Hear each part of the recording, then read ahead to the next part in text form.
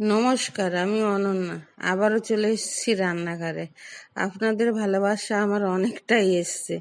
আজকে আমি একটা চাল কুমড়োর রেসিপি দেখাবো। তা আমি চাল কুমড়োটা কেটে নিয়েছি, কেমন করে দেখুন। এইভাবে কেটে নেবেন। তবে আমার চাল কুমড়োটার একটু দানা হয়ে গেছিল। চাল কুমড়োর দানা না হলে একটু ভালো হয়। আমার চাল কুমড়োর দানার জন্য একটু অসুবিধে। আমি এখানে সর্ষে নিয়েছি, কাঁচা লঙ্কা নিয়েছি, এখানে একটু নুন নিয়েছি, স্বাদ মতো নুন যার লাগবে।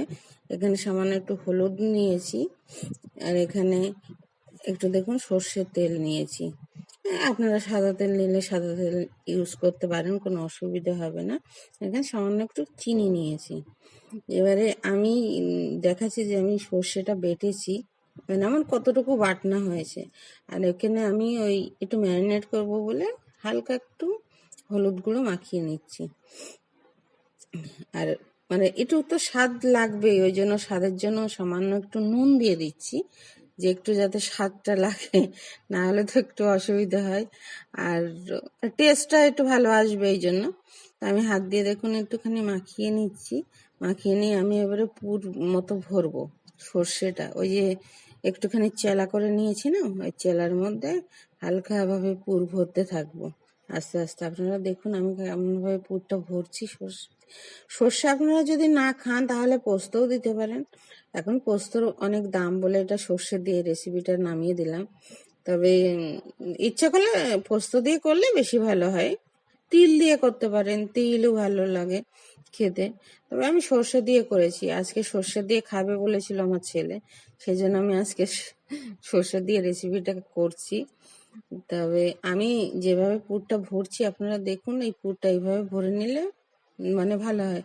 আর আমি এই সর্ষের সাথে কাঁচা লঙ্কা বেটে নিয়েছিলাম। যদি আপনারা কাঁচা লঙ্কা না খান তাহলে কাঁচা লঙ্কা দেওয়ার দরকার নেই। আর যদি মনে করেন যে না আর একটু বেশি ঝাল খাবো, তাহলেও আর একটু কাঁচা লঙ্কা দিতে পারেন।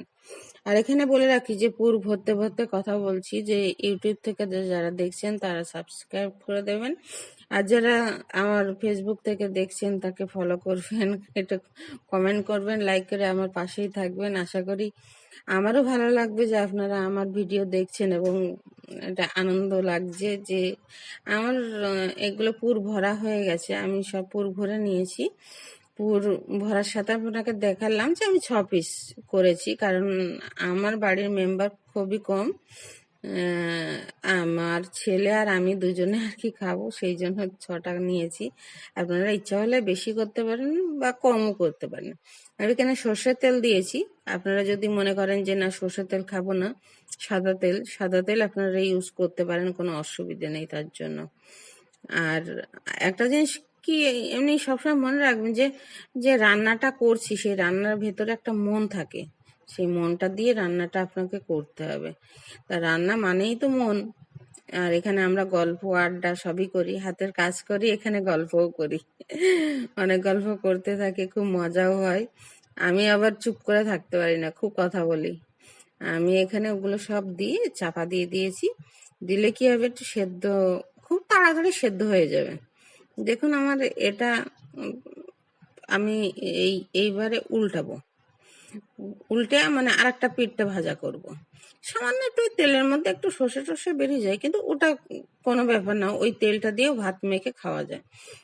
আর এখানে খাওয়ার জন্য মানে কি গরম ভাত লাগে, গরম ভাত লাগলে তোমার আমি উল্টে নিয়েছি। একটা পিঠ দেখেছেন তো যে মানে ভাজা হয়েছে, হালকা একটু কালচে কালচে, কারণ ওই তেলের ভেতরে সর্ষেটা পড়ে থাকে ওই জন্য কালো, কিন্তু এটার জন্য খেতে কোনো অসুবিধে হয় না।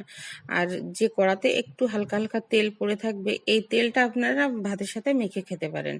এটার জন্যই সর্ষের তেলটা আমার হয়ে গেছে। আমি এবার নিভিয়ে দিচ্ছি।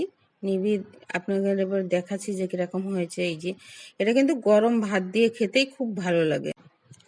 রেসিপিটা ভালো লাগলে আমাকে কমেন্ট এবং লাইক করতে ভুলবেন না, কিন্তু আমার পাশেই থাকবেন।